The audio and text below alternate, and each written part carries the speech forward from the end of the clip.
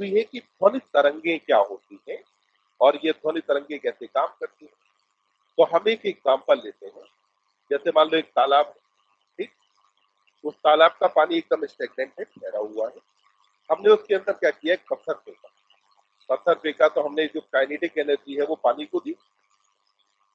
जब ये kinetic energy पानी को मिली तो इसकी वजह से क्या होगा कि पानी में अब एक तरंग की उत्पत्ति होती है। तो जब हम बोलते हैं तो एक्चुअली यही हो रहा होता है। क्या होता है कि हमारी जो वोकल कॉर्ड है उन्होंने वाइब्रेट की, वोकल कॉर्ड के आसपास एयर भरी थी, एयर के पार्टिकल्स को वोकल कॉर्ड ने स्ट्राइक किया। जब स्ट्राइक किया तो आपने ब्राउनियन गति के बारे में पढ़ा है। अब क्या होगा कि एयर का एक पार्टिकल दूसरे पार्टिकल को धक्का देगा, दूसरा तीसरे को। चलिए, फिलहाल अब वार्तालाप बंद और अब पढ़ाई पे ध्यान, फिर वापस से।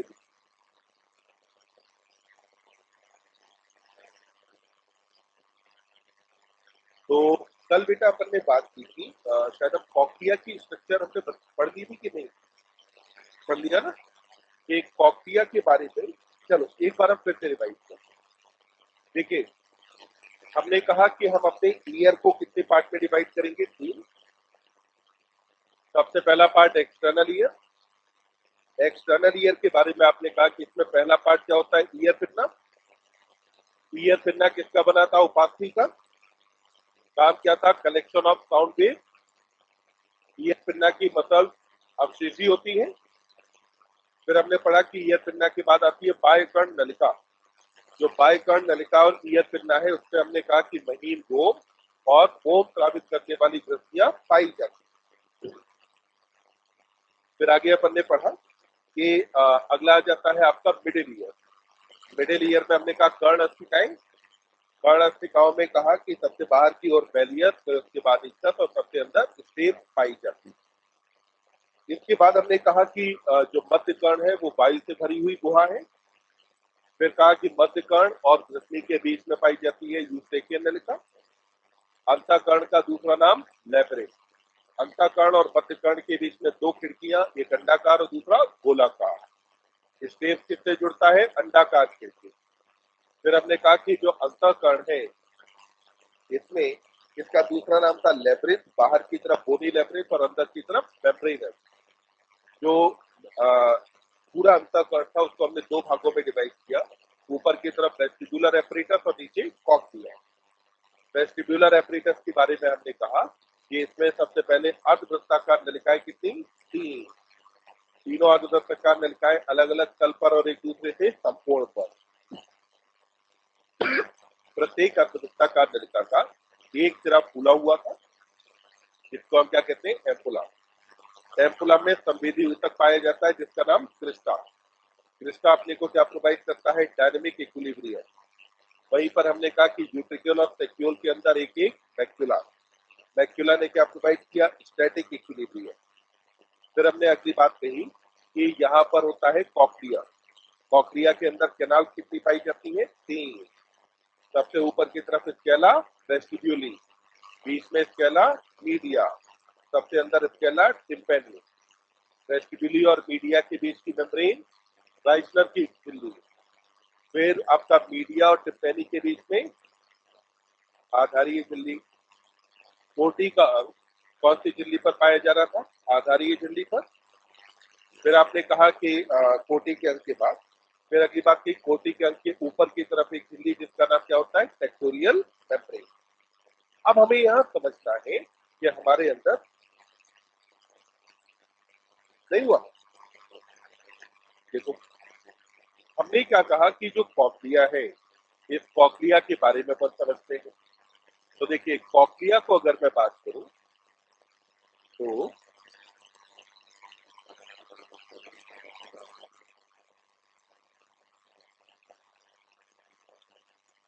कॉक्लिया हमने कहा कि ये ऐसे करके बेटा एक कैनाल के रूप में होगा। अभी देखो, कॉक्लिया को हमने क्या कर लिया, एकदम सीधा, ठीक। तो कॉक्लिया को जो अपन ने सीधा किया तो ये कॉक्लिया का बेस इधर है और इधर का पार्ट क्या है, अपेक्स। यहीं पर इसी कॉक्लिया का हमने एक अनुप्रस्थ काट दिया। तो कॉक्लिया के अनुप्रस्थ काट दिया। यहाँ कॉक्लिया में हमने कहा कि 2 झिल्लियां पाई जाती हैं। सबसे पहले यहाँ ऊपर की ओर एक झिल्ली पाई जाती है जिसका नाम क्या है, राइसनर की झिल्ली। वहीं पर नीचे की तरफ होती है आधारीय झिल्ली जिसको आप क्या कहते हैं, बेसिलर मेम्ब्रेन कहते हैं। यही चीज अगर आप अनुप्रस्थ काट में देखेंगे तो आपको दिखाई देगा कि जो बेसिलर मेम्ब्रेन है वो ऐसे करके है, जबकि वहीं पर जो रीजनल मेम्ब्रेन है वो यहाँ ऊपर की तरफ पाई जाएगी। अब आपके पास यहाँ पर चैम्बर कितने हो गए, 3। तो आप देखिए नाम क्या क्या देते हैं। सबसे पहले ऊपर वाले चैम्बर का नाम क्या है, स्केला वेस्टिब्यूली। तो ऊपर वाले चैम्बर को कहा जाता है बेटा स्केला वेस्टिब्यूली नाम देते हैं। फिर हमने कहा यहाँ बीच वाले चैम्बर का नाम है स्केला मीडिया। तो ये बीच की तरफ क्या क्या, स्केला मीडिया। फिर आपने कहा कि नीचे की तरफ ये क्या होता है, स्केला टिम्पैनी। तो हमारे पास बेटा रीजन कितने हो गए, 3। अब आप देखें अगर हम इसी चीज को देखते हैं अनुप्रस्थ काट में तो ये हुआ स्केला वेस्टिब्यूली, ये क्या हुआ, स्केला मीडिया, और नीचे की तरफ ये क्या हो गया, स्केला टिम्पैनी। तो हमारे पास ये 3 अलग अलग रीजन हुए। अब ये 3 अलग अलग रीजन के बाद फिर हमने अगली बात यहाँ पर कही कि जो स्केला वेस्टिब्यूली और स्केला मीडिया है इन दोनों के बीच में पाई जाने वाली इस झिल्ली का नाम क्या होता है, रीजनल मेम्ब्रेन। तो ये जो मेम्ब्रेन है इसका नाम क्या है, रीजनल मेम्ब्रेन नाम है। तो ये रीजनल मेम्ब्रेन यहाँ पाई जाती है। और जबकि ये जो मेम्ब्रेन है इसका नाम होता है बेसिलर मेम्ब्रेन, यानी कि ये क्या हुआ, आधारीय झिल्ली। तो हमारे पास मेम्ब्रेन कितनी हुई, 2, एक रीजनल और दूसरा बेसिलर। अब इसके बाद अपन ने कहा कि यहाँ जो स्केला मीडिया है, स्केला मीडिया में जो बेसिलर मेम्ब्रेन है इसके ऊपर यहाँ पर सेंसरी हेयर सेल की पंक्तियां पाई जाएगी। तो सेंसरी हेयर सेल यहाँ पर किस तरह की होती है, पंक्तियों के रूप में। तो हमने कहा कि यहाँ पर ये सेंसरी हेयर सेल कहाँ पर अरेंज है, बेसिलर मेम्ब्रेन के ऊपर पाई जा रही है। तो बेसिलर मेम्ब्रेन के ऊपर यहाँ पर संवेदी रोग कोशिकाओं की पंक्तियां पाई जाती हैं। और ये जो संवेदी रोग कोशिकाओं की पंक्ति है इसके ऊपर की ओर एक झिल्ली पाई जाती है जिसका नाम क्या होता है, टेक्टोरियल मेम्ब्रेन। तो ऊपर की तरफ एक झिल्ली थी जिसका नाम किया आपने टेक्टोरियल मेम्ब्रेन। तो ऐसे ही यहाँ पर जो सेंसरी हेयर सेल्स है वो ऐसे करके आपको दिखेगी, और जो सेंसरी हेयर सेल है उसके फ्री एंड पर यानी कि ऊपर की तरफ यहाँ क्या आ जाएगा, टेक्टोरियल मेम्ब्रेन आ जाती है। तो ये जो मेम्ब्रेन है इसका नाम क्या हुआ, टेक्टोरियल मेम्ब्रेन। तो यहाँ पर आपने कहा कि ये संवेदी रोग कोशिका है,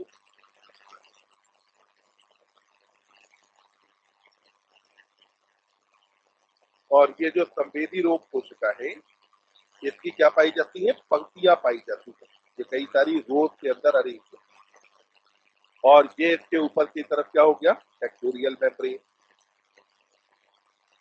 यहाँ पर ये जो टेक्टोरियल मेम्ब्रेन और संवेदी रोग कोशिका है इन दोनों को ही मिला करके आप क्या कहते हैं, इसे ऑर्गन ऑफ गोटी कहा जाता है, ऑर्गन ऑफ गोटी। तो यानी कि हमने कहा कि यहाँ पर यह आपको क्या दिखाई दिया, तो अपन ने कहा कि सेंसरी हेयर सेल है, और सेंसरी हेयर सेल के ऊपर की तरफ ये हो गया टेक्टोरियल मेम्ब्रेन। अब देखो ह्यूमन फिजियोलॉजी में जहाँ पे डाइजेशन दिया है, डाइजेशन शुरू होता है, उस चैप्टर के अपोजिट वाले चैप्टर पे देखो एक आदमी का फोटो बना है, देखो जरा, मिला, हाँ। जहाँ ह्यूमन फिजियोलॉजी शुरू होती है वहां पे डाइजेशन जहाँ स्टार्ट है उसके अपोजिट पेज पे एक फोटो दिया है, मिला। इनका नाम है अल्फोंसो कोर्टी। इनका नाम क्या है, अल्फोंसो कोर्टी। और इन्हीं अल्फोंसो कोर्टी के नाम पर नाम किसका दिया गया है, ऑर्गन ऑफ कोर्टी का नाम दिया है। तो बोलो कोर्टी अंकल को बोलो नमस्ते, ठीक। तो ये क्या हुआ, ऑर्गन ऑफ कोर्टी है। तो इन्हीं के नाम पे ऑर्गन ऑफ कोर्टी दिया गया। अब फिर जरा वापस से आ जाते हैं। यहाँ तक हमने समझा कि भाई कॉक्लिया की संरचना क्या है।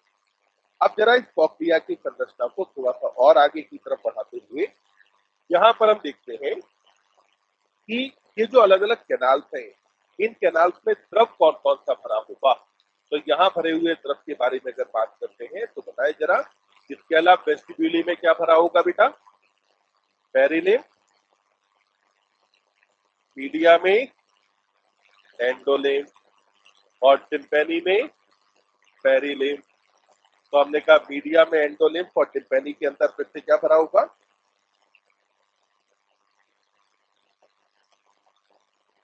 तो यहाँ पर भरा होता है पेरिनेम। अब आप देखिए, अगर आप देखते हैं ऑर्गन ऑफ कोटी के अपेक्स पर, यानी कि लास्ट वाले पार्ट पर, तो आपको यहाँ दिखता है कि स्केला वेस्टिब्यूली और स्केला टिम्पैनी आपस में एक महीन छिद्र से आपस में जुड़े हैं। ये जो छिद्र दोनों को जोड़ करके रखे हैं, इसका नाम होता है हेलिकोट्रीमा। इसे क्या कहा जाता है? हेलिकोट्रीमा कहा जाता है। तो हेलिकोट्रीमा किस किस को जोड़ता है? स्केला वेस्टिब्यूली और स्केला टिम्पैनी को आपस में जोड़ने वाले इस अपर्चर का नाम क्या है? हेलिकोट्रीमा। फटाफट इसको लिखो, फिर बात करते हैं मैकेनिज्म ऑफ हियरिंग के बारे में। वो जो मशीन है वो क्या करती है, जैसे मान लो किसी को कम सुनाई देता है, तो उसके मशीन क्या करती है, जो भी आप बोल रहे हैं ना, उस साउंड को बढ़ा करके सुनाती है। तो उसमें मान लो कि एक माइक और एक स्पीकर दोनों चीजें साथ में लगी, तो तुमने बोला धीरे, और उसको क्या है कि ज्यादा बढ़ा के सुनाई। यानी कि अगर वही मशीन हम लोग लगा लें, तो अगर कोई बहुत धीमे भी बात करेगा तो भी हमें लगेगी काफी ज्यादा तेज बात कर। और माइक इस काम का होता है कि जब तक माइक हमेशा चीजों को सुनता है, मैं जो कुछ बोल रहा हूँ तो सुन, ये माइक रहा है, और आवाज तेज करके कौन दे रहा है? स्पीकर। तो माइक स्पीकर दोनों चीजें तो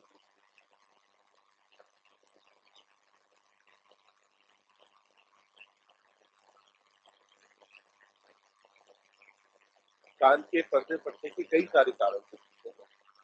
सबसे पहला जो सबसे सामान्य कारण है, वो लोग जैसे कान साफ करने के लिए ईयरबड डालते हैं। अपनी एक्सटर्नल ऑडिटरी कैनाल जो है, इसकी गहराई केवल 2.5 सेंटीमीटर होती है। 2.5 सेंटीमीटर का हुआ का मतलब हुआ लगभग इतनी सी।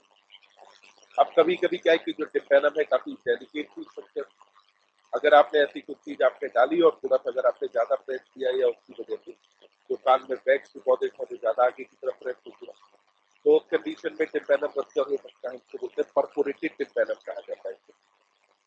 अगला हो सकता है कि मान लो अगर किसी ने तुम्हारी थप्पड़ मार दी, तो क्या हुआ कि ज्यादा अगर एयर प्रेशर जाकर के टिम्पैनम पे लगा, तो उसकी वजह से भी टिम्पैनम कई बार रप्चर हो जाता है। संक्रमण की वजह से हो सकता है। कभी कभी कुछ लोगों की आदत क्या होती है कि वो क्या करते हैं कि अपना मुंह और नाक बंद करके बहुत तेजी से हवा अपने मुंह में भरते हैं, जिससे कि एयर कहाँ जाए? मिडिल ईयर में। उनको लगता है कि इससे कुछ साफ वाफ होता है, ऐसा कुछ नहीं होता। मिडिल ईयर में एयर प्रेशर को ज्यादा बढ़ा देने पर भी कभी कभी होता है कि टिम्पैनम बर्स्ट हो जाता है या टिम्पैनम पंक्चर हो जाता है। तो कई सारे कारण हो सकते हैं। बिल्कुल, जनरली अपने आप सही हो जाता है।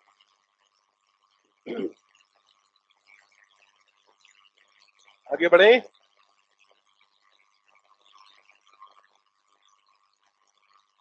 इसको बहुत आज लगे आ रहे हैं, बहुत। अब तुम ज्यादा खुश नजर आ रहे हो।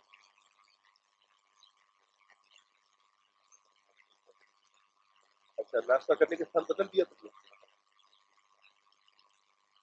कहाँ पे? जहाँ पहले खाते थे या वहां जहाँ बात अब वाले थे ना? तो पहले वाला क्या है, कुछ विशेष पदार्थ मिला रहा था, इसलिए तो महंगा था। ठीक। हाँ। तो इसीलिए अब ध्यान दें। अपन ने कहा कि अपने को बेटा समझनी है श्रवण की क्रिया विधि, यानी कि मैकेनिज्म ऑफ हियरिंग क्या है।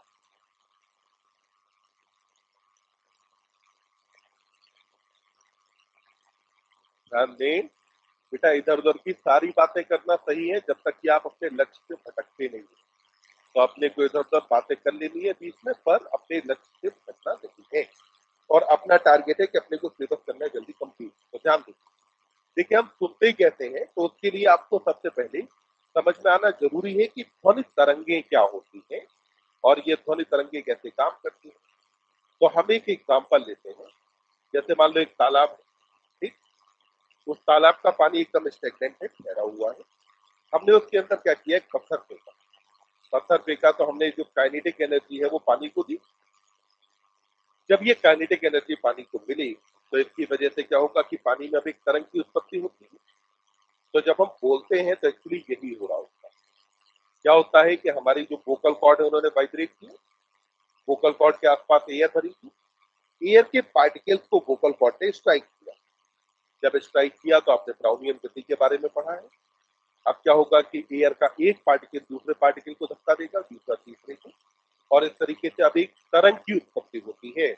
और क्योंकि ये तरंग की उत्पत्ति माध्यम के कणों की वजह से होती है, इसीलिए बिना माध्यम के तरंगे ट्रेवल नहीं करती है। तो हमने यहाँ पे कहा कि सबसे पहले जो साउंड है यानी कि ध्वनि है, ये साउंड है क्या? तो हमने कहा कि ये साउंड एक्चुअली माध्यम के कणों में कंपन है, इसके रूप में ट्रेवल करता है। माध्यम के कणों में कंपन के रूप में ट्रेवल करता है। तो माध्यम के कणों में जो कंपन हो रहा होता है उसी को हम क्या कहते हैं? साउंड कहते हैं। अब ये साउंड जो आया, इस साउंड को आकर के सबसे पहले क्या किया कि हमने कहा कि इसे जो हमारा ईयर पिन्ना था, ईयर पिन्ना ने क्या किया? इसे कलेक्ट किया। तो अपन ने कहा कि सबसे पहले इसको बेटा ईयर पिन्ना ने संग्रहित किया। तो ईयर पिन्ना द्वारा संग्रहित। अब ईयर पिन्ना ने जब एक बार इसे संग्रहित कर लिया तो संग्रहित करने के बाद अब ये कहा जाएगा? बाह्य कर्ण नलिका में। तो अब ये कहाँ पहुंचा बेटा? बाह्य कर्ण नलिका में पहुंचा। जब ये बाह्य कर्ण नलिका में पहुंचेगा और उसके बाद यही माध्यम के कण जब जाकर के टिम्पैनम से टकराएंगे तो अब रिजल्टेंट क्या होगा कि जो टिम्पैनम है उसके अंदर वाइब्रेशन आएगा। तो अब क्या हुआ? टिम्पैनम में कंपन। जब टिम्पैनम में कंपन होगा तो टिम्पैनम में कंपन होने की वजह से अब क्या होगा कि पहले मैलियस, फिर इंकस और फिर स्टेट, इन तीनों के अंदर कंपन होगा। जब अगर यहाँ पर कंपन होगा और साथ में हमने कहा था कि ये जो कण अक्षिकाएं हैं ये क्या करती हैं? साउंड को एम्पलीफाई भी करते हैं, बढ़ाते हैं।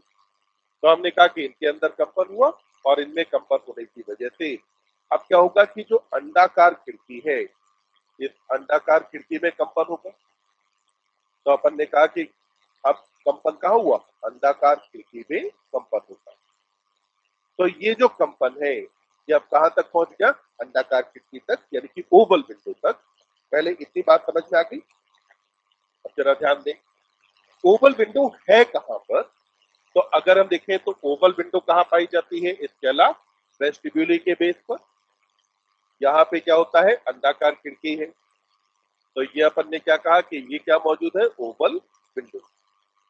वहीं पर जो राउंड विंडो यानी कि गोलाकार खिड़की है, ये गोलाकार खिड़की कहाँ पाई जाती है? स्केला टिम्पैनी के बेस पर। ये जो होती है इसका नाम क्या है? Round window. तो स्टेप्स आपका जुड़ा किसके साथ था? ओवल विंडो के साथ जुड़ा था ना।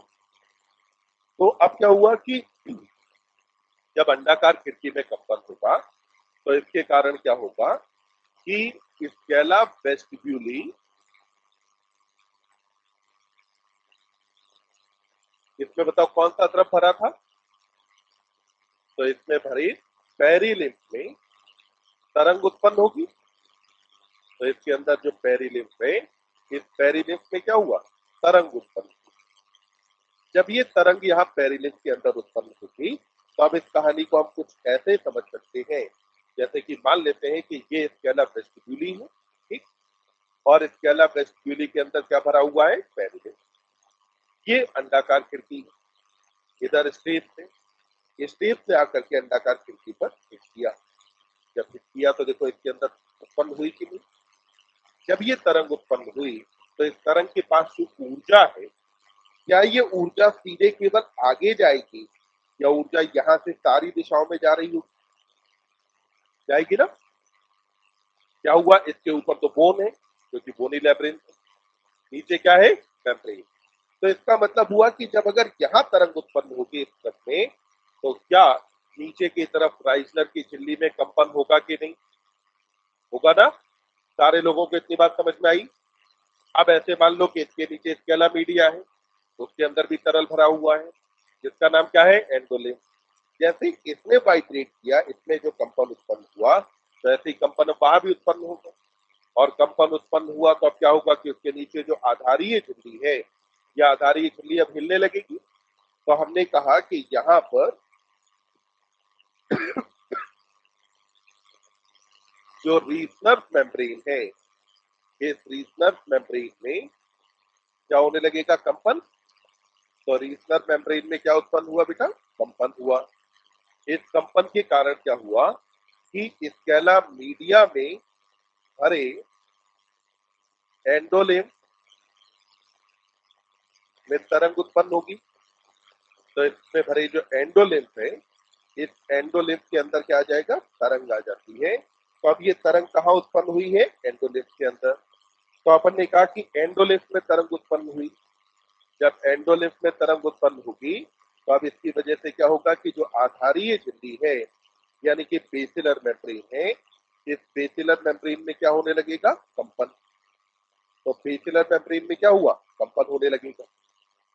तो ये बेसिलर मेम्ब्रेन तक ये कंपन पहुंच जाता है। अब आप देखो, जब अगर बेसिलर मेम्ब्रेन में कंपन होगा, तो बेसिलर मेम्ब्रेन के ऊपर ही कौन सा, संवेदी रोम कोशिकाएं। ये जो संवेदी रोम कोशिकाएं हैं, इनके संवेदी रोम जो कि स्टीरियोसिलिया है, ये जाकर के ऊपर टकराएंगे किससे, टेक्टोरियल मेम्ब्रेन से। और टकरा करके क्या होगा, मुड़ जाएंगे। तो ऊपर जाके टकराए किससे, टेक्टोरियल मेम्ब्रेन से।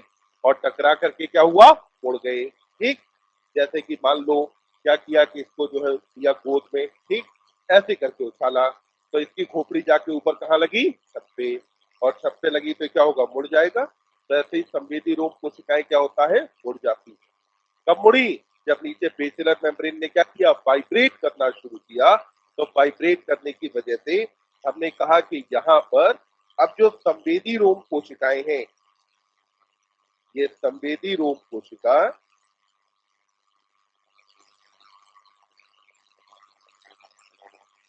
ये क्या हुआ, टेक्टोरियल मेम्ब्रेन से टकराकर, तो टेक्टोरियल झिल्ली से टकराकर उड़ जाती।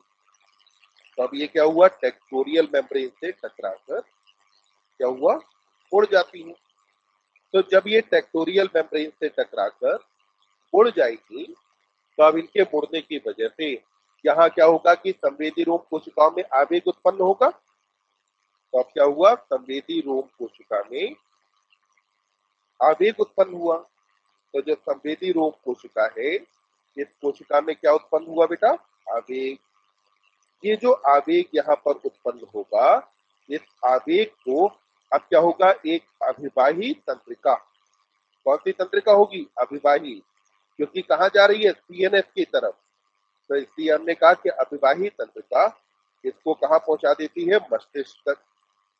तो अभिवाही तंत्रिका ने कहाँ पहुंचाया, मस्तिष्क में ये आवेग पहुंचा देती है। तो इसने क्या किया कि आवेग कहाँ पहुंचाया, मस्तिष्क के पास। जब ये आवेग मस्तिष्क के पास पहुंचेगा, तो अब इसकी वजह से क्या होगा कि मस्तिष्क को जो सिग्नल मिले हैं, इन सिग्नल्स को मस्तिष्क अब इंटरप्रेट करेगा।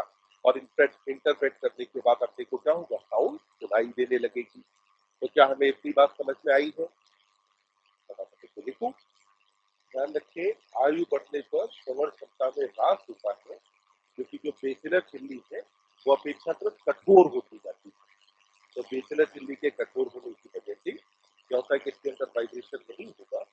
और वाइब्रेशन ना होने पर अपने को सुनाई नहीं देगी। बेसिलर झिल्ली संयोजी ऊतक की बनी है, और ये उपकला ऊतक से ढकी होती है। उम्र बढ़ने के साथ में क्या होता है, कि जो कोलेजन फाइबर्स वगैरह है, वो कोलेजन फाइबर्स वगैरह इसको बढ़ने लगते हैं। तो उसके बढ़ने की वजह से ये अपेक्षाकृत कठोर होती है।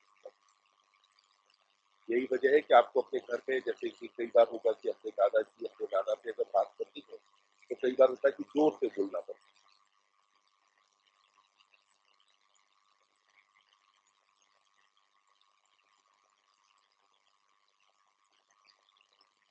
क्योंकि हमने सीखी नहीं है। भाषा क्या है, भाषा का मतलब है कि हम एक पर्टिकुलर वेवलेंथ की साउंड एक पर्टिकुलर टाइम तक प्रोड्यूस करते हैं। क्योंकि हमने सेम भाषा सीखी है, तो इसलिए हमारा जो वर्निक्स एरिया है, वर्निक्स एरिया उस साउंड को सिमिलर तरीके से इंटरप्रेट करता है। अब जो भाषा हमने सीखी ही नहीं है, तो वर्निक्स एरिया ने उसको तो सीखा नहीं कि साउंड को कैसे इंटरप्रेट करता है, तो हम नहीं समझ पाते। वहीं पर जब अगर आप कुछ समय अगर आप इन लोगों के साथ रहे तो उस भाषा को बोल रहे हैं, तो धीरे धीरे करके आप उस भाषा को सीखने लगते हैं। हालांकि सीखना अब उतना आसान नहीं रह जाता है जितना ज्यादा आसान जो है बचपन में होता है। तो बचपन में अपन कंपेटिटिव जल्दी सीख जाते हैं।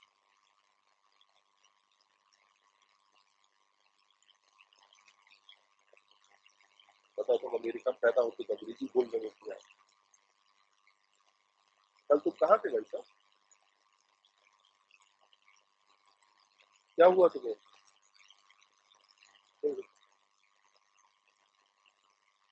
दवाई नहीं खा के आए थे, तबीयत खराब थी, तो तुम्हें लेके गया था के साथ?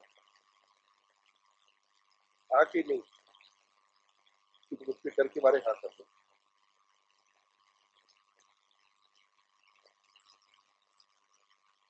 तो लौट के आई कि नहीं?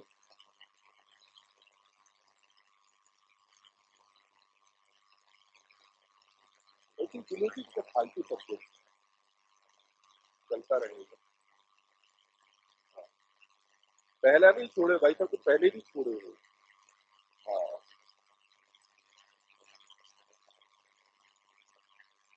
आगे बढ़े। कितने बच्चों का भी रह गया? तो लिख तो रहा है ना, तुम्हें क्या दिक्कत है? तुम तो लिखते ही नहीं हो। हाँ।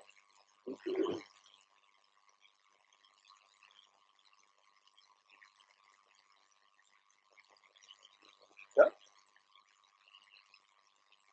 ओवल विंडो से ही तो वाइब्रेशन आ रहा था अंदर।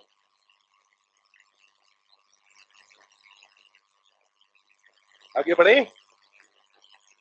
ध्यान देखिए।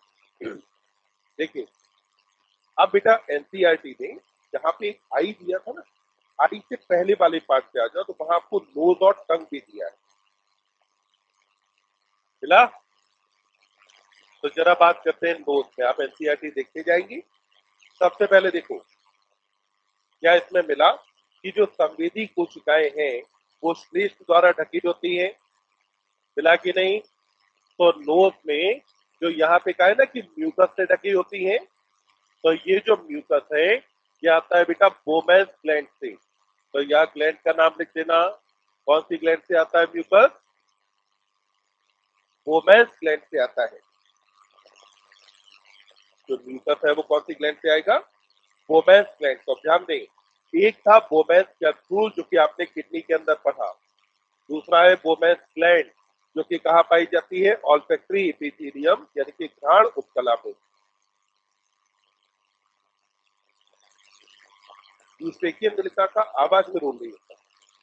इसका मतलब कुछ हद तक बस एक काम ये होता है कि जब अगर हम बहुत ज्यादा तेज आवाज सुनते हैं तो उसकी जो एक्सिस वाइब्रेशन है उन्हें मिडिल ईयर से निकालने में यूस्टेकियन नलिका रोल प्ले करती है। पर फिलहाल के लिए अभी अपन कहेंगे कि इसमें कोई रोल नहीं होता यूस्टेकियन नलिका।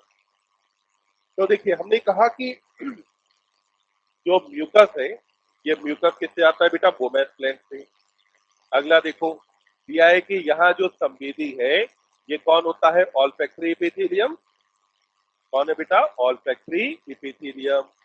ये जो ऑल्फैक्टरी एपिथेलियम है इसका एक और नाम होता है स्टेडेरियन मेम्ब्रेन।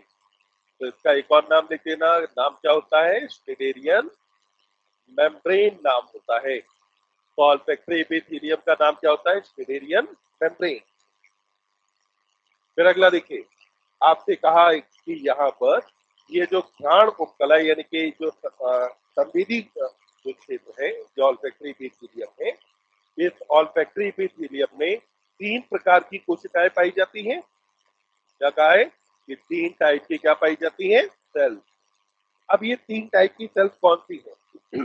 तो देखिए, तीन टाइप की सेल में सबसे पहले आती है सेंसरी हेयर सेल। पहली कौन सी आ जाएगी? Sensory hair cell. दूसरी आती है सपोर्टिंग सेल। दूसरी सेल का नाम क्या है? Supporting cell. तो सेंसरी हेयर सेल के बाद दूसरी सेल का नाम क्या हुआ? Supporting cell. सपोर्टिंग सेल के बाद अब तीसरी सेल आती है जिसका नाम होता है बेसल सेल। अगली सेल का नाम क्या होता है? Basal cell. तो यहाँ जो कहा है कि 3 प्रकार की कोशिकाएं पाई जाती हैं, तो वो 3 प्रकार की कोशिकाओं के नाम क्या क्या है? सबसे पहला सेंसरी हेयर सेल, दूसरा सपोर्टिंग सेल और तीसरा बेसल सेल। ये 3 प्रकार की कोशिकाएं पाई जाती हैं। आपको यहाँ पर सेंसरी हेयर सेल का काम समझ में आ ही रहा होगा। सपोर्टिंग सेल का काम होता है कि ये संवेदी कोशिकाओं को सहारा प्रदान करती है। इसका काम क्या है? ये संवेदी कोशिका को सहारा प्रदान करती है। तो संवेदी कोशिका को सहारा प्रदान करना काम होता है सपोर्टिंग सेल का। बेसल सेल का काम होता है कि ये नई संवेदी कोशिकाओं का निर्माण करती है। तो नई संवेदी कोशिका का निर्माण करना, तो नई संवेदी कोशिका का निर्माण करना बेटा किसका काम हो जाता है? तो अपन ने कहा कि बेसल सेल है जो कि नई संवेदी कोशिका बनाती है। ध्यान रखें यहाँ न्यूरॉन जो है वो बेसिकली क्या है? सेंसरी इपिथीलियम है। तो ये जो न्यूरॉन होते हैं इनका जीवन काल लगभग 2 महीने के आसपास होता है। 2 महीने के बाद इनकी डेथ हो जाती है। तब जो नई जो न्यूरॉन्स यहाँ पर बनेंगे उनका फॉर्मेशन कौन करता है? Basal cell. फिर आप आगे देखो, आगे इसमें लिखा है कि ये जो संवेदी रोम कोशिका है ना, ये संवेदी रोम कोशिका एक तरफ तो जुड़े होते हैं बाह्य वातावरण से, मिला के नहीं, एक तरफ किससे जुड़ा? बाह्य वातावरण से। दूसरी तरफ कहा कि दूसरी तरफ ये जुड़े होते हैं फ्रेम के बीच के आकार के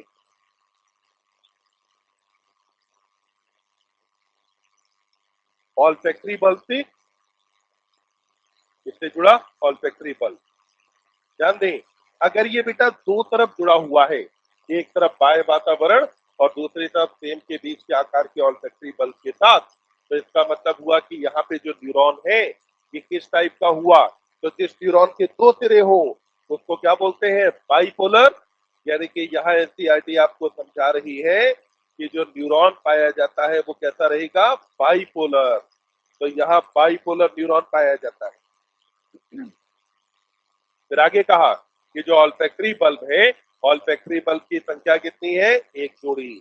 और कहा कि जो ऑल्फैक्टरी बल्ब है ये एक्सटेंशन किसके हैं? तो कहा कि ये एक्सटेंशन होते हैं लिम्बिक लोब के। किसके एक्सटेंशन है बेटा? Limbic lobe. जब हम पढ़ते हैं एनसीईआरटी की समरी, तो समरी में एनसीईआरटी कहती है कि लिम्बिक लोब का काम ऑल्फैक्शन और ऑटोनॉमस रेस्पॉन्स भी है। तो वहां जो ऑल्फैक्शन कहा गया है वो इसलिए कहा क्योंकि ऑल्फैक्टरी रिसेप्टर आगे जाकर के किससे जुड़ रहे हैं? ऑल्फैक्टरी बल्ब से। और ऑल्फैक्टरी बल्ब एक्सटेंशन किसका होता है? लिम्बिक लोब का एक्सटेंशन है ये ऑल्फैक्टरी बल्ब। फटाफट इसको लिखो, फिर यही लोब के बाद जरा बात की है टंग के बारे में। आगे बढ़ा जाए। देखिए, हमारी जो टंग यानी कि जिह्वा है, इस पर अपन कहते हैं कि यहाँ पर क्या पाए जाते हैं? Taste buds. टंग पे क्या होगा? टेस्ट बर्ड्स, यानी कि स्वाद कलिकाएं पाई जाती हैं। ये जो टंग पर टेस्ट बर्ड पाई जा रही है, ये टेस्ट बर्ड किसके ऊपर होती है? तो अपन कहते हैं कि टेस्ट बर्ड किसके ऊपर पाई जाती है? पैपिला पर। किस पर पाई जाती है? पैपिला पर। डाइजेशन में याद है हमने कहा था कि टंग पर 3 तरह के पैपिला पाए जाते हैं और इन पैपिला में से कुछ पर क्या पाए जाते हैं? टेस्ट बर्ड मौजूद होते हैं। ये जो टेस्ट बर्ड है, इन टेस्ट बर्ड पर पाए जाते हैं गस्टेटरी रिसेप्टर। इसके ऊपर क्या पाया जाता है? गस्टेटरी रिसेप्टर्स पाए जाते हैं। तो हमने कहा कि टेस्ट बड पर क्या पाया जाएगा? गस्टेटरी रिसेप्टर्स है। और ये गस्टेटरी रिसेप्टर ये आपको किसके बारे में बताते हैं? टेस्ट के बारे में। तो इन्होंने किसके बारे में बताया? टेस्ट यानी कि स्वाद के बारे में आपको बताया। अब पढ़ना आगे। एनसीईआरटी कहती है कि जो सेंस ऑफ ऑल्फैक्शन है और वही जो सेंस ऑफ टेस्ट है, ये दोनों चीज क्रियात्मक दृष्टि से समान होती हैं। लाइन मिलेगी नहीं? दोनों चीजें क्रियात्मक दृष्टि से समान है। तो हमने क्या कहा कि जो ऑल्फैक्शन है और ऑल्फैक्शन के अलावा हमने कहा कि यहाँ पर जो टेस्ट है, ये दोनों चीजों को अपन ने कहा कि ये क्रियात्मक रूप से क्या है बेटा, समान। तो हमने क्यों कहा कि क्रियात्मक रूप से समान है? तो हम इसलिए कहते हैं कि क्रियात्मक रूप से समान है क्योंकि यहाँ पर ये जो ऑल्फैक्शन और टेस्ट है, दोनों के केस में ध्यान रखें, यहाँ पर काम आते हैं आपके लिगैंड गेटेड चैनल। काम कौन आएगा? Ligand gated channel. याद आ रहा है? तो दोनों ही क्या है, केमिकल है ना, तो दोनों केमिकल हैं, तो इसीलिए काम कौन आएगा, लिगैंड गेटेड चैनल। इसीलिए एनसीईआरटी ने क्या कहा है कि क्रियात्मक रूप से क्या होते हैं, समान। अब अगली लाइन पढ़िए, इसमें कहा है कि जो स्वाद है उसके लिए क्या होगा कि कई सारे संवेदी सूचनाएं मिलती हैं और इस सूचनाओं को मस्तिष्क एकीकृत करके आपको स्वाद के बारे में बताता है। मिला? ये जो लाइन यहाँ पर कही गई है, इसमें बताओ हमारे सेरिब्रल कॉर्टेक्स के कौन से एरियाज के बारे में बात की गई है? सेंसरी, मोटर या एसोसिएशन? ध्यान दो, फिर से एनसीईआरटी की लाइन क्या कह रही है, फिर से पढ़ेंगे। एनसीईआरटी यहाँ पर कहती है कि अलग अलग तरीके की सूचनाएं मिली, ब्रेन ने इन सबको इकट्ठा किया और इकट्ठा करने के बाद क्या बताया आपको, टेस्ट। क्या ये इंटरसेंसरी एसोसिएशन नहीं लग रहा आपको? लग रहा है ना? अगर इंटरसेंसरी एसोसिएशन है तो बताओ कौन से एरिया का काम हुआ, एसोसिएशन एरिया का काम हुआ नहीं? तो कहा कि यहाँ पर कौन से एरिया आ जाते हैं, एसोसिएशन एरिया का काम होता है।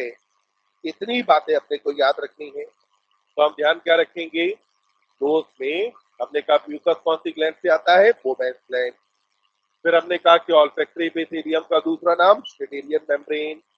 तीन प्रकार की कोशिकाएं, sensory hair cell, supporting cell और बेसल सेल। यहाँ जो बाह्य वातावरण है इससे बाइपोलर न्यूरॉन किससे जोड़ता है, चेन के बीच के आकार के ऑल्फैक्टरी बल्ब से। ध्यान रखना, यहाँ आकृति नहीं कहा है, आकार कहा है। क्या कहा गया है, आकार। साइज के बारे में बात की है कि साइज क्या होगा, बीन शेप, बीन साइज होगा। ऑल्फैक्टरी बल्ब जिसकी संख्या एक जोड़ी होती है। ऑल्फैक्टरी बल्ब किसके विस्तार होते हैं, लिम्बिक ग्रुप का विस्तार है। यहीं पर टेस्ट के बारे में कहा, टेस्ट पर पेपिला पर होते हैं, गस्टेटरी रिसेप्टर पाए जाते हैं जो आपको टेस्ट के बारे में बताते हैं। ऑल्फैक्शन और टेस्ट क्रियात्मक रूप से समान है क्योंकि यहाँ पर लिगैंड गेटेड चैनल दोनों में काम आते हैं। यही यहाँ नर्व इम्पल्स जनरेट कराते हैं।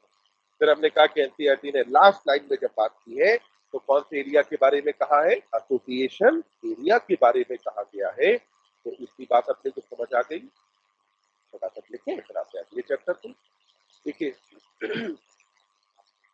अब जो आगे बेटा हमें बात करनी है वो हम बात करेंगे अपने अंतःस्रावी तंत्र के बारे में, यानी कि एंडोक्राइन सिस्टम के बारे में। हमारे शरीर पर नियंत्रण के लिए हमारे पास दो तंत्र हैं। एक तंत्रिका तंत्र जिसके बारे में भी हमने पढ़ा, जो हमने कहा था कि पॉइंट टू पॉइंट कनेक्शन आपको प्रोवाइड करता है, बहुत तेजी से काम करता है, बहुत लंबे समय तक काम नहीं करता। दूसरा होता है अंतःस्रावी तंत्र, point two point connection provide नहीं करता है। पर ध्यान देंगे, ऐसा संभव नहीं है कि आपके शरीर की हर कोशिका को एक न्यूरॉन से जोड़ दिया जाए या एक न्यूरॉन बॉडी की हर एक कोशिका के पास उपलब्ध हो। तो इसलिए अब आपको कुछ रासायनिक संदेश वाहकों की आवश्यकता है जो कि बॉडी की हर कोशिका के कामों को रेगुलेट कर पाए। अब ये रेगुलेट करने वाला सिस्टम कैसे काम करता है, तो इस सिस्टम को अपन क्या बोलते हैं बेटा, अंतःस्रावी तंत्र कहा जाता है। तो हमें समझना है यहाँ पर अंतःस्रावी तंत्र के बारे में कि कैसे काम करेगा। तो देखें जरा, हमारी अंतःस्रावी तंत्र के बारे में जब हम बात कर रहे हैं तो हमें सबसे पहले पता होना चाहिए कि भाई अंतःस्रावी ग्रंथि क्या होती है, अंतःस्रावी ग्रंथि किसे कहा जाता है। तो अगर हम समझे कि भाई अंतःस्रावी ग्रंथि क्या है तो हम कहेंगे कि ये जो एंडोक्राइन ग्लैंड होती है, तो एंडोक्राइन ग्लैंड जो होती है इसमें नलिका पाई जाती है कि नहीं, नहीं। तो हमने क्या कहा कि कैसी होती है बेटा, नलिका विहीन। तो जितनी भी अंतःस्रावी ग्रंथियां होती हैं उनके बारे में एक कॉमन बात है कि सारी कैसी होती हैं, नलिका विहीन। दूसरी बात है, इनके जो स्रावी उत्पाद हैं, ये स्रावी उत्पाद कहाँ रिलीज किए जाते हैं, तो अपन कहते हैं कि स्रावी उत्पाद इनको रिलीज किया जाता है। तो हमने कहा कि ग्रंथि के पास उपस्थित द्रव, तो ग्रंथि के पास जो उपस्थित द्रव होगा, और ये जिस द्रव की मैं बात कर रहा हूं वो कौन सा बेटा, टिश्यू फ्लूइड है ना, तो इस द्रव में विमुक्त कर दिए जाते हैं। तो हमने कहा कि इन्हें विमुक्त कहाँ कर दिया जाता है, द्रव के, ग्रंथि के पास जो द्रव होगा उस द्रव के अंदर यानी कि टिश्यू फ्लूइड के अंदर रिलीज कर दिया जाता है। और इनके जो स्रावी उत्पाद हैं, इन स्रावी उत्पाद को क्या कहा जाता है, हार्मोन। तो स्रावी उत्पाद को अपन क्या बोलते हैं बेटा, हार्मोन कहते हैं। अब हार्मोन की आपके पास दो परिभाषाएं हैं। पहली तो आती है हार्मोन की क्लासिकल डेफिनेशन, यानी कि पुरानी परिभाषा आती है। तो पहले हम समझेंगे कि हार्मोन की पुरानी परिभाषा क्या कहती है। तो हार्मोन की क्लासिकल डेफिनेशन कहती है कि hormone are the substances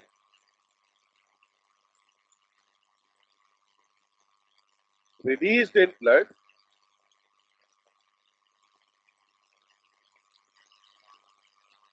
by endocrine gland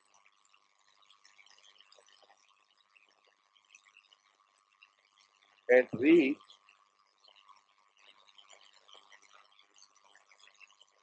to target organ।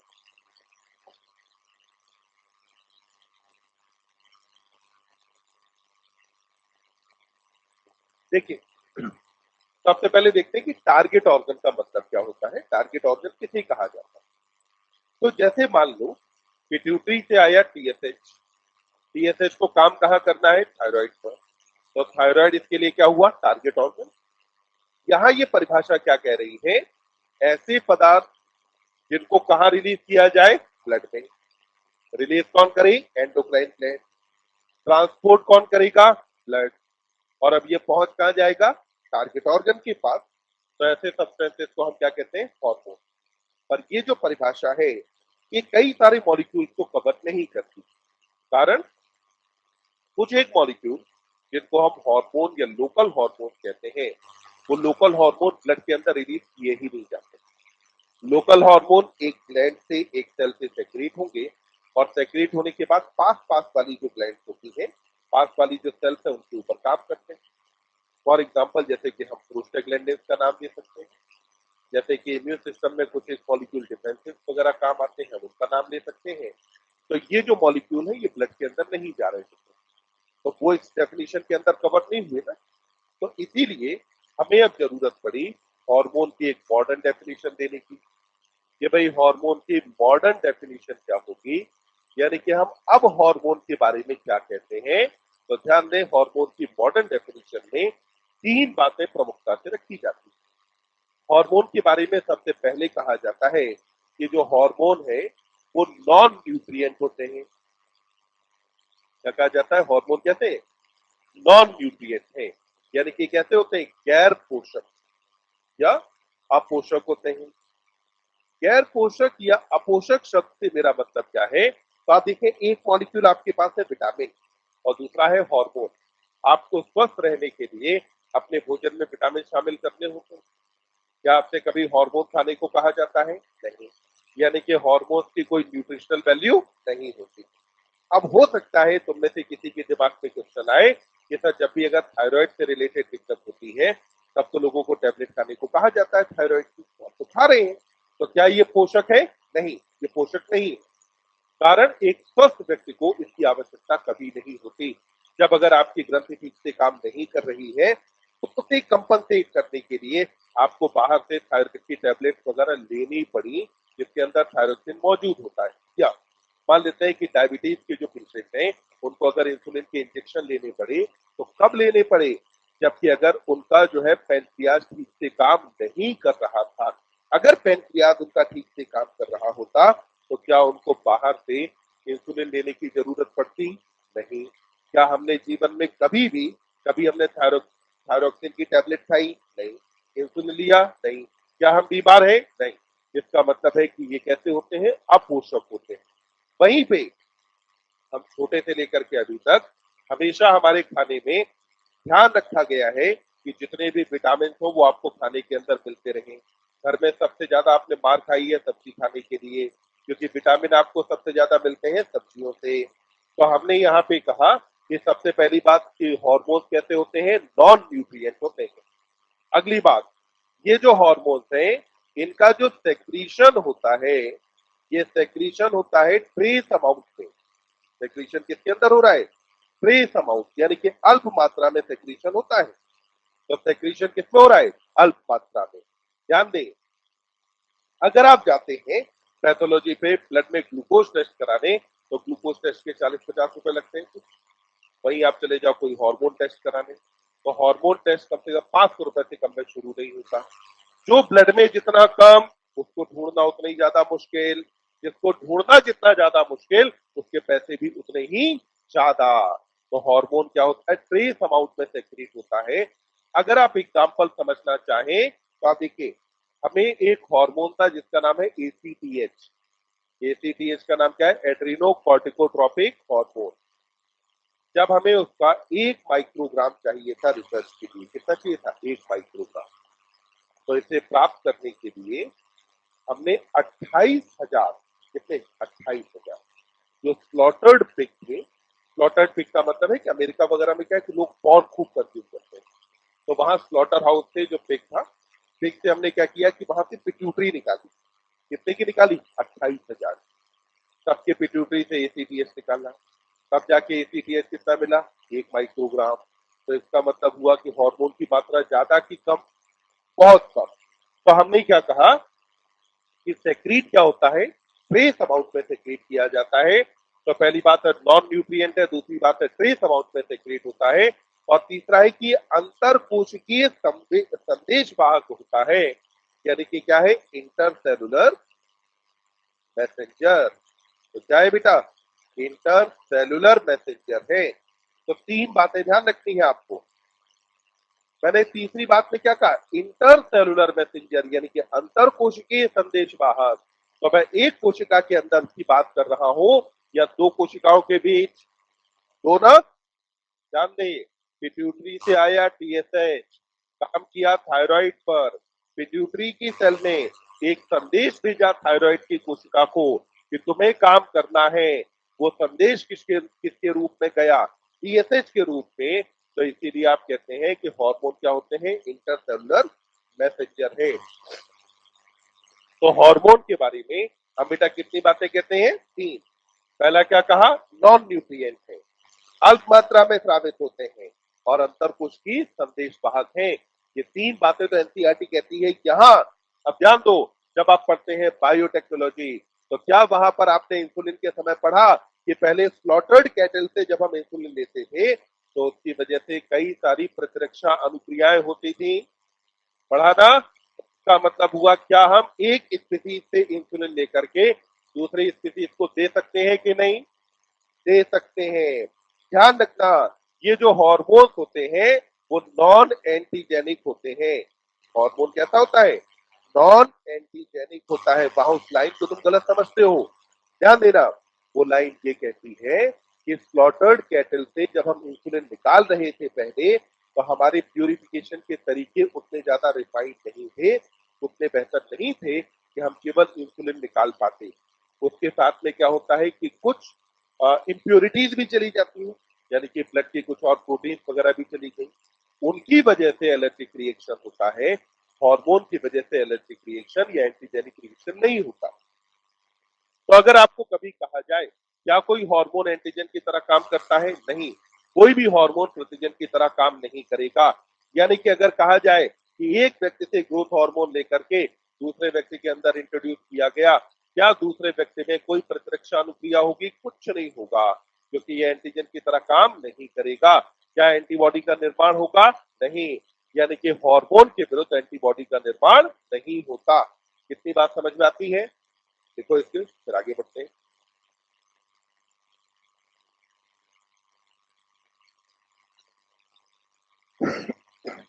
देखिए हमारे अंदर जो अंतःस्रावी ग्रंथियां पाई जाती हैं, सबसे पहली ग्रंथि का नाम है पीनियल।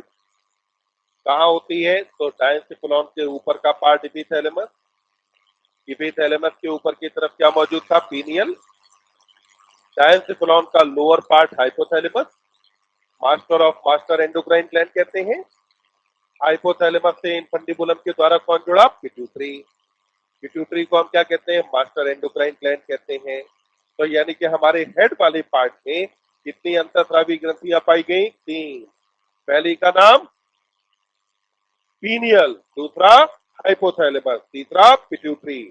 पहले का नाम, दूसरा, तीसरा, पहली वाली, दूसरा, तीसरा।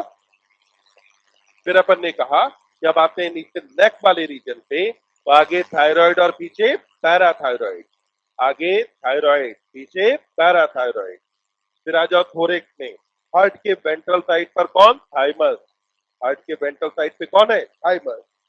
फिर हमने कहा कि जो सी शेप्ड ग्रैनी है उसकी दोनों भुजाओं के बीच में कौन है? अग्नाशय, यानी कि पेनक्रियास। फिर हमने कहा कि किडनी के ऊपर की तरफ क्या पाई जाती है? अधिवृक्क, यानी कि एड्रीनल। फिर हमने कहा कि जनन में मेल के अंदर कौन होता है? वृषण, और फीमेल के अंदर अंडाशय। तो ये हमारे शरीर की मुख्य अंतःस्रावी ग्रंथियां हैं। अब ये मुख्य अंतःस्रावी ग्रंथियों के बाद शरीर में कुछ अंग ऐसे भी हैं जो कि मेनली अंतःस्रावी ग्रंथि तो नहीं है, पर उनसे कुछ हार्मोन स्रावित होते हैं। जैसे हमने जब बात की थी अपने जठर आंतरिक पथ के बारे में, तो वहां हमने 4 हार्मोन पढ़े थे कि नहीं? पहले का नाम क्या था? गैस्ट्रेन। दूसरे का नाम क्या था? सेक्रेटेन। फिर एक आया गैस्ट्रिक इनहिबिटरी पेप्टाइड। फिर चौथे का नाम क्या था? सीसीके पीजेड। फिर हमने पढ़ा इसके बाद कि हमारी किडनी से आता है इरिथ्रोपोइटेन। कौन से चैप्टर के अंदर पढ़ा था? एक्सक्रीशन।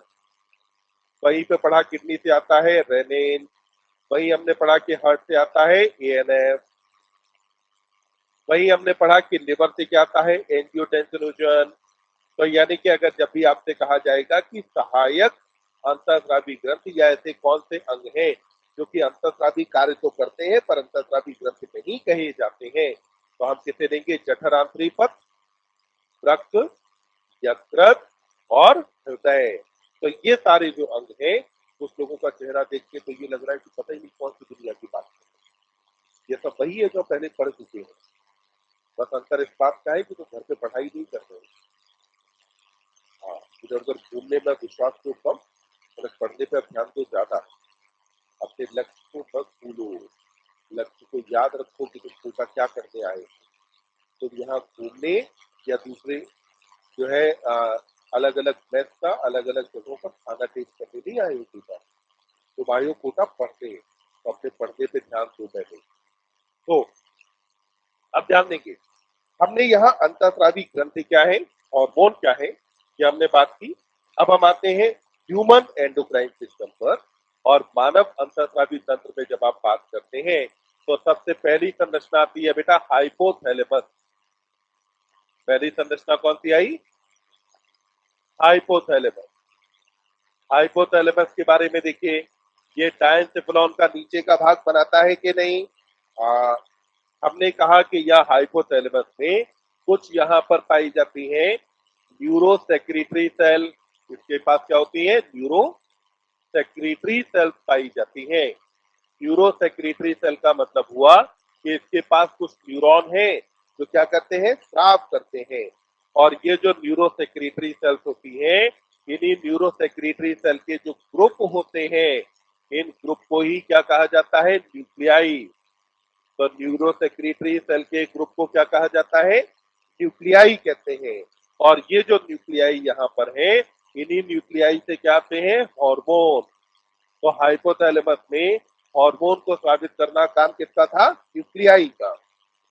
देखिए, यहाँ से जो हार्मोन आ रहे हैं, ये हार्मोन होते हैं दो प्रकार के। पहले जो कि अग्र पीयूष को नियंत्रित करते हैं। पहले ने क्या किया बेटा? अग्र पीयूष का नियंत्रण। तो हमने कहा कि पहले वाले हार्मोन हुए जो क्या करते हैं? अग्र पीयूष का नियंत्रण करते हैं। वहीं पर दूसरे प्रकार के हार्मोन होंगे जो कि जाकर के पश्च पीयूष में संग्रहित होंगे। तो दूसरे क्या हो गए? पश्च पीयूष में संग्रहित होते हैं। तो पश्च पीयूष में संग्रहित होने वाले हार्मोन एक तरफ हुए, और एक तरफ जो अग्र पीयूष को जाकर के नियंत्रित करेंगे। अग्र पीयूष को नियंत्रित करने वाले हार्मोन दो प्रकार के होते हैं। पहले कहे जाते हैं रिलीजिंग हार्मोन और दूसरे को बोलते हैं इनहिबिटिंग हार्मोन। पहले को क्या कहा? रिलीजिंग हार्मोन, और दूसरी कैटेगरी को बोलते हैं इनहिबिटिंग हार्मोन। तो कितने टाइप के हुए? दो। पहले का नाम रिलीजिंग और दूसरा इनहिबिटिंग।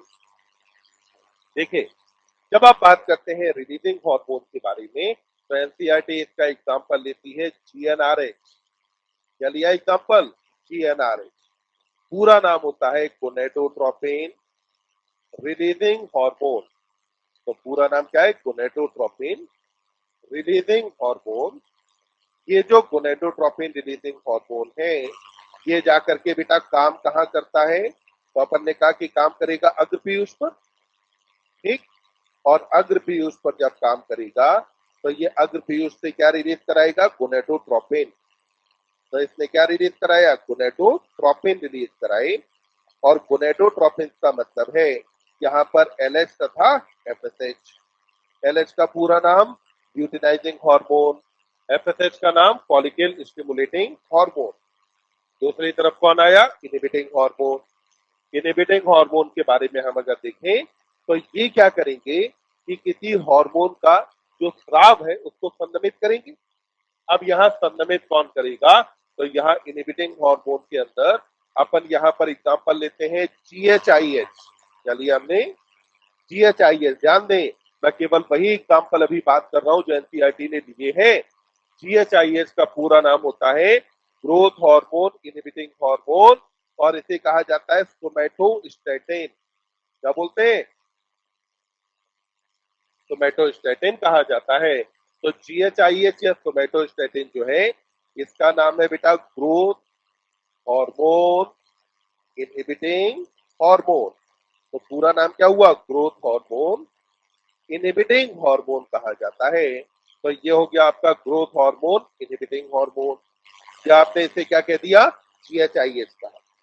ये जो ग्रोथ हार्मोन इनहिबिटिंग हार्मोन है, ये कैसे काम करता है या क्या काम करेगा? तो आपको समझ में आता है कि ग्रोथ हार्मोन के स्राव को संदमित करेगा। तो इसका काम क्या होगा कि ये काम करेगा अग्रपीयूष पर, और अग्रपीयूष पर काम करके ये क्या काम करता है कि जीएच जो है का जो स्राव है, इस जीएच के स्राव को क्या कर देगा? अवरुद्ध कर देगा, या जीएच के स्राव को घटा देता है। तो इसीलिए हमने क्या कहा? Inhibiting hormone. ध्यान दें, यहाँ पर अब हम एक एग्जांपल और ऐड करेंगे।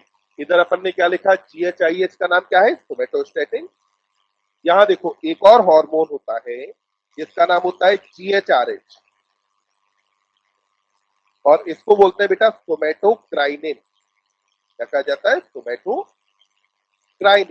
बताओ जीएचआरएच का पूरा नाम क्या होगा? Growth hormone releasing hormone. GHRH मतलब ग्रोथ हार्मोन रिलीजिंग हार्मोन को क्या कहा जाता है? जीएचआरएच कहा जाता है। तो जीएचआरएच का नाम क्या था? सोमैटोक्राइनिन। इसका नाम क्या है? सोमैटोस्टैटिन। स्टैटिन यानी कि स्टैटिक मतलब कि रोक देना। क्राइनिन, क्राइन वर्ड से आया है, एंडोक्राइन। तो यहाँ पर क्राइन यानी कि सेक्रीशन कराने वाले हार्मोन का नाम क्या होता है? सोमैटोक्राइनिन। और ध्यान देंगे, जो ग्रोथ हार्मोन होता है उसका दूसरा नाम होता है सोमैटोट्रोपिन। क्या कहा जाता है? सोमैटोट्रोपिन कहा जाता है। तो यहीं पर ध्यान दें, एक हार्मोन आपके पास कौन है? Growth hormone. ग्रोथ हार्मोन का नाम क्या है बेटा? सोमैटोट्रोपिन। तो इसे कहा जाता है सोमैटोट्रोपिन। तो अगर जो है कहीं पर सोमैटोट्रोपिन अगर कहा जा रहा है तो हम किसके बारे में बात कर रहे हैं? Growth hormone. सोमैटोस्टैटिन कहा तो ग्रोथ हार्मोन इनहिबिटिंग हार्मोन है, और सोमैटोक्राइनिन कहा तो ये ग्रोथ हार्मोन रिलीजिंग हार्मोन है। यहीं पर पश पीयूष में संग्रहित के बारे में हम कहते हैं कि ये जो पश पीयूष है, ये हाइपोथैलेमस के तंत्रिकीय नियंत्रण में होता है। तो पश पीयूष क्या है बेटा? हाइपोथैलेमस के तंत्रिकीय नियंत्रण में है। तो हाइपोथैलेमस के तंत्रिकीय नियंत्रण में कौन होता है? पश पीयूष। तो अपन ने कहा कि हाइपोथैलेमस के तंत्रिकीय नियंत्रण में कौन है? पश पीयूष। यहाँ फर्स्ट पीयूष में संग्रहित होने वाले जो हार्मोन है वो आपके पास दो होते हैं। पहले का नाम क्या है? एडीएच। पूरा नाम बताओ? Anti diuretic hormone. दूसरा नाम वैसोप्रेसिन। दूसरा हार्मोन कौन होगा यहाँ? ऑक्सीटोसिन। तो जो ऑक्सीटोसिन और एडीएच है इनका संग्रह कहाँ होता है? पशपीयूष में। वहीं अग्र पीयूष पर काम करने वाले हार्मोन ये हुए। ये हार्मोन स्रावित कहाँ से होते हैं? न्यूक्लियाई। न्यूक्लियाई क्या है? न्यूरोसेक्रेटरी सेल का ग्रुप है जो कहाँ पाया जाता है? हाइपोथैलेमस में। क्योंकि हाइपोथैलेमस एंटीरियर पिट्यूटरी को रेगुलेट करता है, इसीलिए हाइपोथैलेमस को हम बोलते हैं मास्टर एंडोक्राइन ग्लैंड। इतनी बात समझ में आ गई? इसमें किसी को कहीं डाउट? मैंने क्लास में नहीं पढ़ाया था आर एच एल की बॉडी और एंटी आर एच एल की बॉडी एक साथ।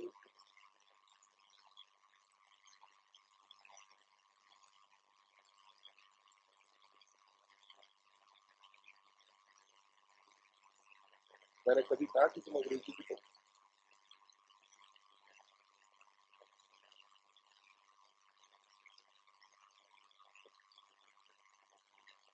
करो ये कि तुम एनसीईआरटी पढ़ो, साथ में जो है दोस्त बातें जो जहाँ तुमको कंफ्यूजन लग रहा है।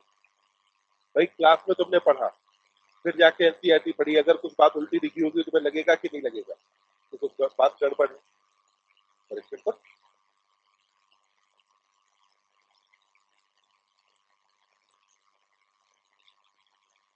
नहीं, मैं कह रहा हूँ हिंदी की एनसीईआरटी गलत हो सकती है, कोई बड़ी बात नहीं।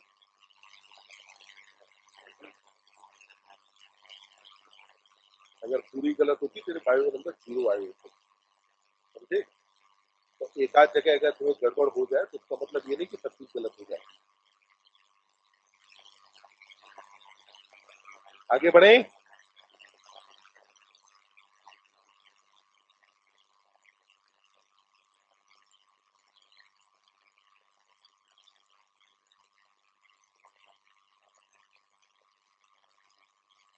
आगे बढ़ा जाए बेटा, ध्यान देखिए। देखिए, अब अपने को बेटा हाइपोथैलेमस के बाद बात करनी है पीयूष ग्रंथि के बारे में। तो अब ग्रंथि आती है जिसका नाम क्या है? पीयूष ग्रंथि। क्या इसी को अपन क्या कहते हैं? पिट्यूटरी। पिट्यूटरी को हम क्या कहते हैं? मास्टर एंडोक्राइन ग्लैंड कहा जाता है। अब जो पिट्यूटरी ग्लैंड है उसके बारे में सबसे पहले देखो, क्या हमने स्केलेटल सिस्टम पढ़ते टाइम पर एक सेला टर्शिका की बात की थी? ये जो सेला टर्शिका है ये कौन सी बोन के अंदर पाई जाती है? तो सेला टर्शिका थी स्फिनोइड बोन में। सेला टर्शिका वो गुहा है जिसके अंदर कौन लोकेटेड होता है? पिट्यूटरी। तो अपन ने कहा कि पिट्यूटरी इसके अंदर लोकेटेड होती है, सेला टर्शिका में लोकेटेड होगी।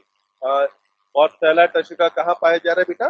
तो अपन ने कहा कि ये सेला टर्शिका पाया जाता है स्फिनोइड बोन के अंदर। अगला हमने पिट्यूटरी के बारे में पढ़ा था कि ये जो पिट्यूटरी है इसके हमने लोब्स के बारे में बात करी थी कि भाई लोब्स कितने होते हैं। या उससे पहले हमने पढ़ा था कि पिट्यूटरी बेटा जो है अटैच किसके साथ होती है? हाइपोथैलेमस। किससे जुड़ा रहेगा? हाइपोथैलेमस। पिट्यूटरी हाइपोथैलेमस से जुड़ती है तो जोड़ने वाली संरचना का नाम क्या होता है? इनफंडिबुलम। तो हाइपोथैलेमस से किससे जुड़ा बेटा? इनफंडिबुलम के थ्रू। तो पिट्यूटरी हाइपोथैलेमस से किससे जुड़ती है भाई? इनफंडिबुलम। तो इनफंडिबुलम वो संरचना है जो पिट्यूटरी को किससे जोड़ता है? हाइपोथैलेमस। तो पिट्यूटरी और हाइपोथैलेमस के बीच में होता है इनफंडिबुलम। अब पिट्यूटरी से कौन कौन से हार्मोन्स आते हैं, पिट्यूटरी के पार्ट्स कौन कौन से हैं, वो अपन अब देखेंगे कल। आज अभी इतना, तो इतना फटाफट लिख के कंप्लीट करके इसको जो है एंड क्लास कर दो। ओके।